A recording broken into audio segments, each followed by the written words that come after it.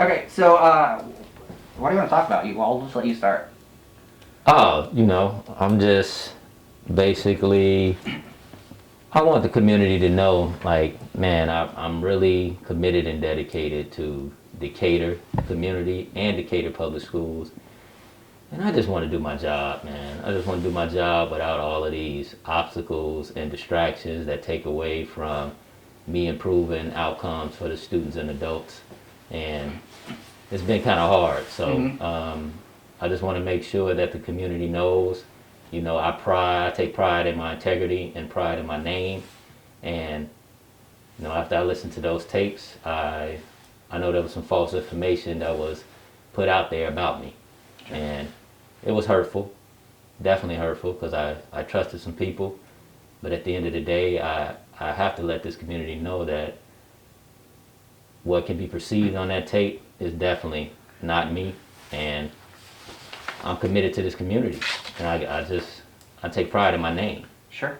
So I mean, you brought up the tapes, so let's talk about the tapes. One of the things that we hear is that you took the bonus to the board and said, "I want this money, and here's the rubric of why I deserve this money." Right. One, did you advocate for your own bonus, and did you create the rubric for your bonus? absolutely not. So to give you a little bit of background, it was actually connected to that Zoom. One of the audios referenced Zoom. So what happened, my director was implicated in saying she wanted the Zoom platform, which she did not have anything to do with. Because I brought her in and I protect my employees that work directly under me, I wrote a letter saying she didn't have anything to do with this. And then the board president came to me and said the board felt like I was a flight risk. And because they felt like I was a flight risk, that they wanted to show me support, whatever. And that's when the $30,000 bonus came up.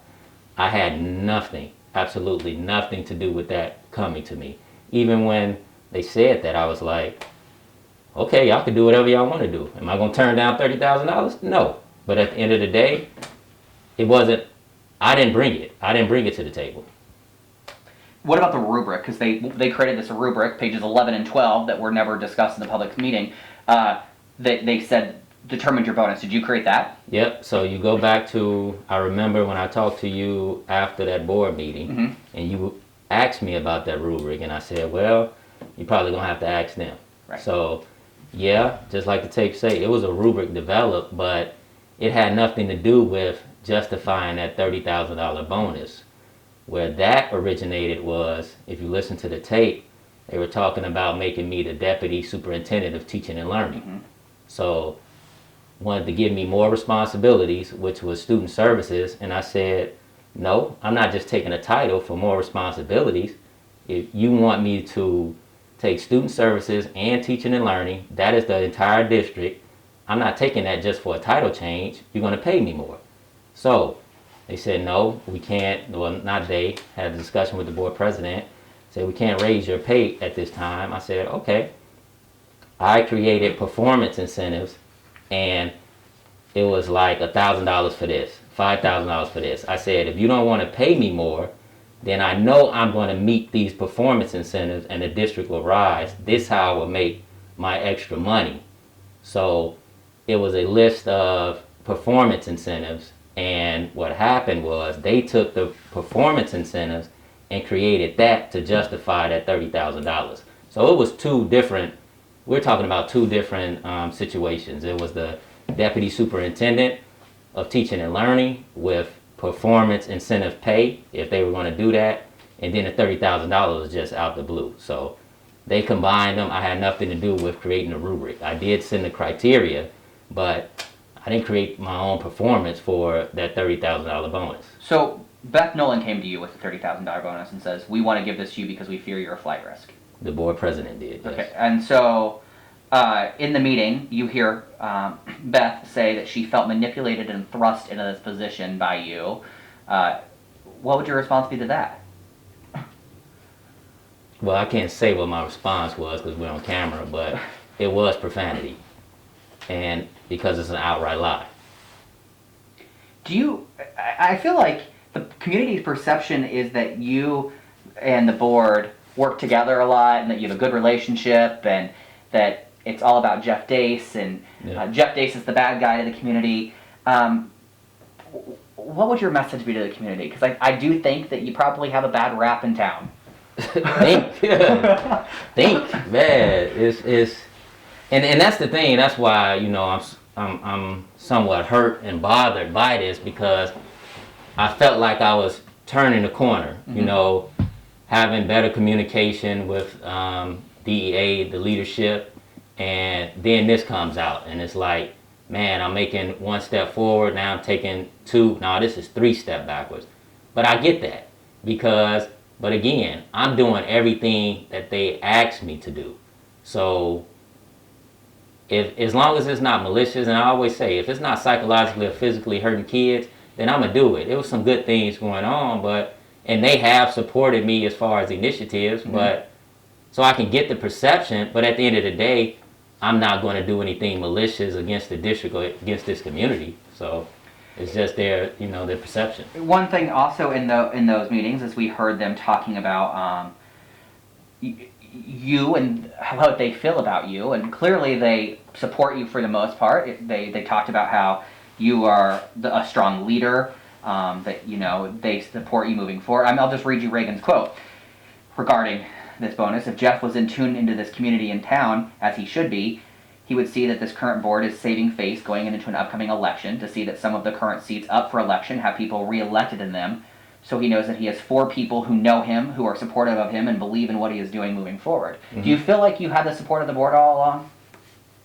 I feel like it, yes. I feel like I did have support of the board, but clearly there was some false information told to board members, which sort of like divided them on some things that involve my name. Mm-hmm. But I think they have fully supported me.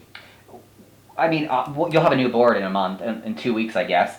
A board that has been very critical of you. These 4 new board members, right, on social media has been very critical of you. Yeah. How do you move past that? How do you work with them? How do you guarantee that you have that relationship so you can continue to move DPS 61 forward? Yeah, unfortunately, I'm starting off in a hole with them because of all the negative press. So we're working on scheduling a meeting with all the executive cabinet members, and my approach is please just give me a fair chance. Don't go off of all the rumors.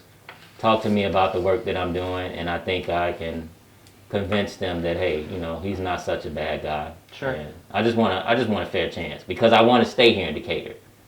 Yeah, I want to talk to you just a little bit about, clearly we have a job to do, and we've been doing a lot of investigative reporting and FOIAing, and a lot of the things that have come out don't necessarily involve you, but it does make your district look bad, and you're the second in command of this district right now. Yeah.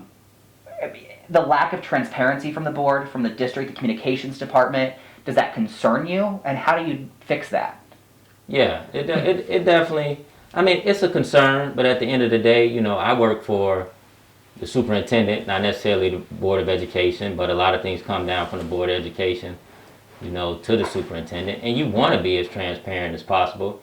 And I'm not gonna lie. Yeah, it's some things that we question, but we want to be as fully transparent as possible, and hopefully that will be more of a reality when we have a fresh start. With a new board. Not just saying, this board was just totally malicious and everything, but at the end of the day, we're about to have a fresh start. Mm-hmm. So we should be fully transparent. And how do you mend that relationship with, we have a good relationship, but how do you mend that relationship with the community, and let them know that you are going to do that? Yeah. Because right now, the perception is that anytime the media or the public asks for information, they're told no. They have to go to a FOIA, and then they have to fight the FOIA, and then they have to fight to get the information. So it's this vicious cycle. How do you move forward, and how do you make them know that you really do mean to be more transparent? Well, first of all, is just being transparent and sharing the information up front, so there would not have to be a FOIA request. And if it's not malicious or causing any harm, just talk to them or call you all in for a meeting and say, look, this is what it is, and I think the FOIAs will greatly decrease. But we got to be true about that. I don't have any, and I feel like the work that I'm doing is nothing to hide. So we should be able to be full transparent. So I don't have a problem with that. Sure. Where do you see yourself? I mean, you said you want to stay with DPS, but you got off to a rough start. Things haven't really improved. You've been here almost 2 years now, right? Yep. Yeah. Mm-hmm. I mean, I wouldn't want to stay in a situation where I'm not welcome and the community doesn't support me. How do you promise that you're going to stay, or assure them that you're willing to stay here and you're in this for the long term? I mean, you could be the next superintendent. Yeah, but and you said things haven't really improved. Things actually were improving. When we go by the strategic goals, we were making our goals. That's why I was so hurt about the shutdown with the pandemic. So we were gaining some traction, but I'm telling you, and I'm willing to still stay here and go through this, even despite all of this negativity. It's nothing but awesome, and I feel like I'm a role model for the kids. The kids are gonna face obstacles. They're gonna face things that is not of their liking, and you can't run away from it at all of the time. So I'm not running, because at the end of the day, I started something and I want to see it through. And I think if I stay here and I see that through, it's definitely going to be better outcomes for students and for adults. What brought you to Decatur? What was it about this job that made you say, I'll go to Decatur, Illinois? The description. When I read the description, and actually I tell people, the search firm called me for a recommendation. So usually when I read the description to see who can I reach out to fit the bill indicator, I was like, oh, I think I can do that. So I actually called the search firm back and said, I think I'm gonna put my hat in the ring for this. And then I went through it. It sort of like fits the bill of what I've been dealing with for my entire administrative career. Mm-hmm. Low performing school rose to the top. Low performing district or network in Chicago rose to the top. And now low performing district, and I want to see that through where we rise to the top as a district. Mm-hmm. I mean, long-term goals, is it to stay here? I mean, there's a superintendent position opening up. You throwing your name into the hat for that position? Yeah, definitely. I mean, I'm like I said, we're talking. If they go, I know the board has said they're going to go through a search process. I would love to be, the interim superintendent and save them some money where they will not have to search. I think I can improve, the relationships, and I have been improving relationships with the DEA, I have a good relationships with the other unions, and teaching and learning is the nucleus of the district. So I feel confident that I can lead this district. Mm-hmm. Has there been any talk about you being interim or filling Frigo's shoes? No, I haven't had any talks with the current Board of Education. It's been a lot of talks, a lot of FOIAs about my certification and everything. Luckily, I've been blessed that I graduate on May 8th, so my information will post the following week. So I'll have my credentials to be superintendent of schools at that time. Absolutely. Well, first of all, congratulations on that. That's obviously exciting. Thank you. Has there some things that we heard in those meetings too, or those audio calls was, Beth Nolan, board president, making a comment about not liking the current superintendent, and then there was other comments that were made about Jeff is the one to do the job in other meetings. Has there ever been any talk about you taking over Frigo's position with the current board? No. No. Has it ever been? Have you ever approached them about that, or has the board ever approached you? No. No. I mean, it may be a strained relationship, but I tell people, and I tell Dr. Frigo, I will always be grateful for him for giving me the opportunity and giving me a chance. I came here to work for Dr. Frigo, and that's what I've been committed to. So. I mean, I'll ask you about it. It's not something I really care about, but you brought it up, and you said you had an answer. The rumor of the relationship of you and Beth Nolan. Do you want to address that? Nah, it's a rumor. Unequivocally, no. I have, and that also is hurtful for me because I have a daughter, and I feel like I'm a role model for my daughter, and I also have, significant other in Chicago, and she has a son. So I'm a role model to him, and that's just something that I don't need in my life. So no, there has not ever been anything with us. We are business, relationship, but things spread here. But if I'm glad to get it out, but unequivocally, absolutely no, Sure. nothing there. I mean, do you have anything else that you? Let me ask you this: the board obviously violated Open Meeting Act, and the Attorney General ruled that. Did you have some faith in this board to be able to lead this district, knowing the turmoil that surrounds them, and are you glad to see a change? Again, I work for the superintendent. So whether it's this board or the next board, my orders and stuff come from, well, not orders, but I work for the superintendent. So this board has supported me. They've done some good things, good initiatives. So I just look forward to continuing and enhancing that with the new board. Yeah. But again, I just want to be given a fair chance. Sure. What else do you want to say? I mean, this is your opportunity to share whatever you want. So. No, it's just I want to just I just want to do my job. I just want to do my job and do what's right. Do what's right by kids. Do what's right by kids, and in turn, the adults, and we're all going to look good as a district. But if I could sum it up, I just want to do my job, and I think this is a great opportunity for growth as far as the students and the adults, and I feel confident that I can lead that within any role that I'm in. Mm-hmm. With Dr. Frigo leaving, yeah, would I be interested in the superintendency? Of course, but if that's not the case, I'm dedicated here in the position that I'm in to continue the work that I started, and I just want to do that without any obstacles or any negativity.